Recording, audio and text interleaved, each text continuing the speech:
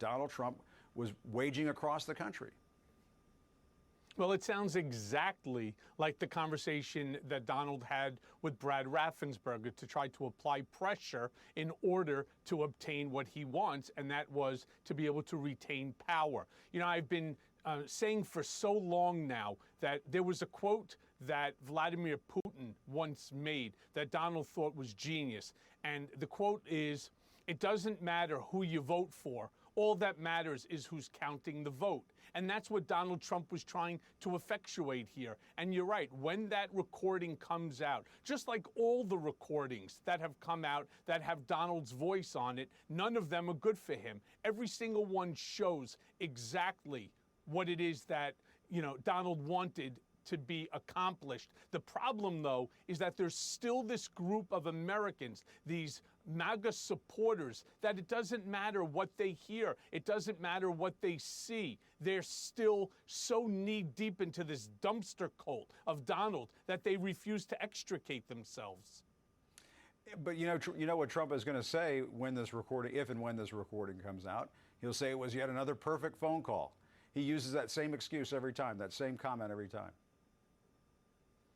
Because it works so far in his mind with the Raffensperger matter. So why not continue on the same path? You know, if it worked once before for him, he'll try it again. Is there any reason to think that Trump would not do the same thing again next year if he becomes a Republican nominee? If he comes up short the next time, I mean, people forget he lost by 7 million votes the last time around. He could lose by 9 or 10 million, I guess, this next time around. Is it beyond the realm of possibilities that he'll again try to launch a pressure campaign, twist the arms of election workers like he did last time around? Well, look, that was the whole goal in bringing in the local representatives, the GOP representatives, to try to effectuate a control over the votes. Of course, it's all part of his plan, which is to take back the White House, and he'll do it at any cost. That's Donald Trump. You know, again, don't take it from me. Don't take it from others. Just listen to the words that Donald Trump always says, which is that he is a winner and that he won. They continue to perpetuate the big lie again and again and again. Why? Well, because he truly believes that he needs to be in power, and not so much in order to benefit America or the American people, but it's really to save himself, his company, and to attain significant wealth.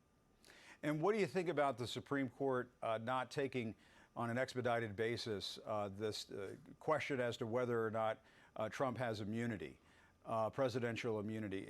Is that a big deal in your mind? Because, as you know, Michael, this could slow things down.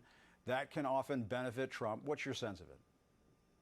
Well, there's another thing I've been talking about for years, Donald Trump's tactic, which is delay, delay, delay. Let me be very clear about something. Yes, it's important. It's important for all of America to understand where the Supreme Court stands on this issue. But this does not exonerate him. Everybody's saying, oh, this is a big win for Trump and the Trump team. It is not. All it does is it changes around the schedule of the cases that Donald Trump, the 4 indictments that he is going to be charged with, or I should say that he's being prosecuted on. So if hypothetically this case with Judge Chutkan, because the court does not come forward with a decision early enough, and that, of course, is March 4th, okay, the next case will be up, and that's the Alvin Bragg case, March 25th. That case will go first as opposed to second. So it does not benefit Donald the way that the media is trying to portray it. It's just a change of the schedule on the 4 cases, and maybe possibly even the 5th. Yeah, well, and let me ask you about the Colorado Supreme Court disqualifying Trump from its primary ballot on the basis that he was part of an insurrection on January 6th. This is how he reacted on Friday. Let's listen to that. Talk about it. They're trying to take the election away from the voters. And this is the same group. I guess it's Crew. I've beaten them about 20 times.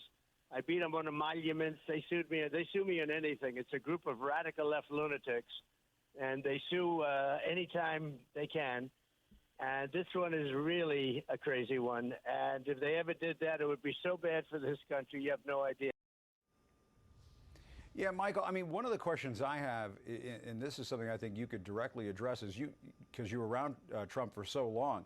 I mean, Trump is accustomed to one legal entanglement here or there over the course of a year or two, not several cases all at the same time. And I'm wondering what you think this is doing to him, the pressure that this is putting on him.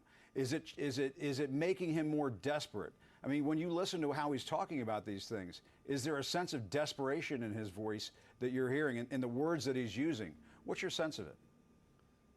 Well, what he's doing is he's inciting his base. That's really what it's about, because the more he incites them, the more money that they raise. And a lot of people forget that with Donald's PAC, he has complete control over 90% of all of the money for at his complete discretion. He can use 90% of that money the way that he wants. So he will continue to ride this grift as long as he can. As far as being desperate, unfortunately, Donald doesn't see things the way most people see them.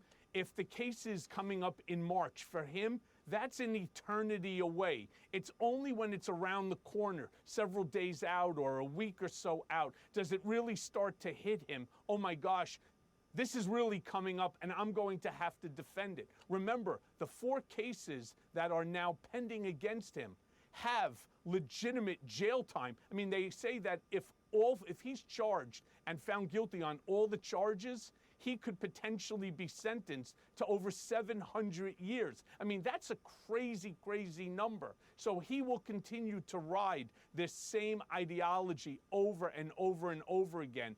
It's all in order to keep his base incited, and it's all about the grift to raise more and more money. Well, and so that raises the question, because a lot of folks have made the point, Michael, I don't know what your take is on this, maybe we can get it, is that these cases really helped him. It helped him consolidate the Republican base, the Trump base that might have gone over to DeSantis or Nikki Haley. Because he's been able to play the victim throughout all of this, it's really aligned the base behind him. Has it been to his benefit, all these cases, or do you think you have to put that thought out of your mind and pursue justice wherever it leads?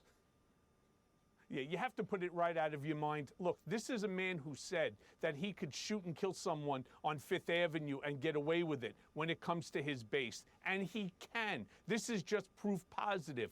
But the base only amounts to what?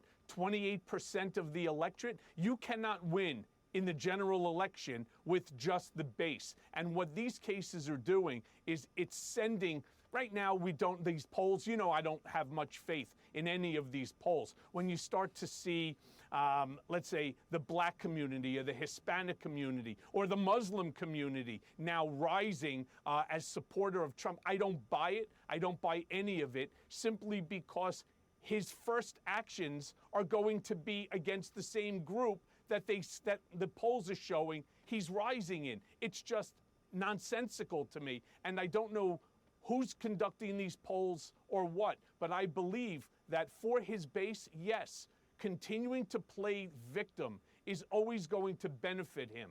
But in the general election, it will not. People on the Republican side will either not vote because they won't vote for a Democrat, or what they will do is they will just,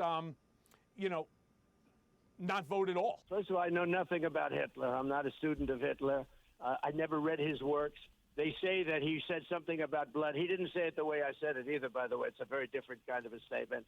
What I'm saying when I talk about people coming into our country is they are destroying our country. I mean, Michael, you just heard Trump say he knows nothing about Hitler. That's what he said there. What do you think about that?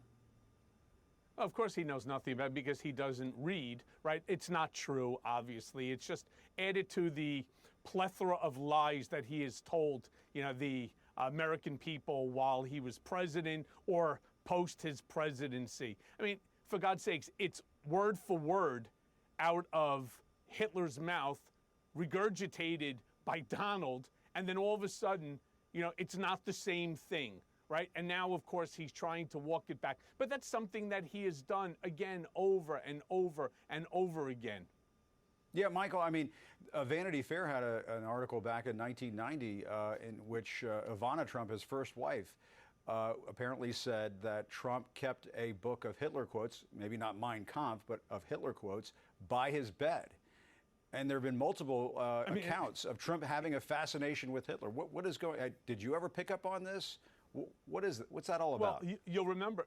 You remember in my first book, Disloyal, I talked about how I was sitting with another employee of the Trump organization who happens to be German, of German descent. And Donald, knowing that my father is a Holocaust survivor, literally turned around, stopped the conversation, and made mention. He goes, you know, I bet your family chased Michael's family through the Red Forest. I mean, I wrote about this, 3 years ago plus? So the fact is, everything that I have been saying for years now, it slowly drips out to be factually accurate. I mean, it's who he is. And if he thinks that he could lie and get away with it, well, that's just what he's going to do. He's gotten very good at it.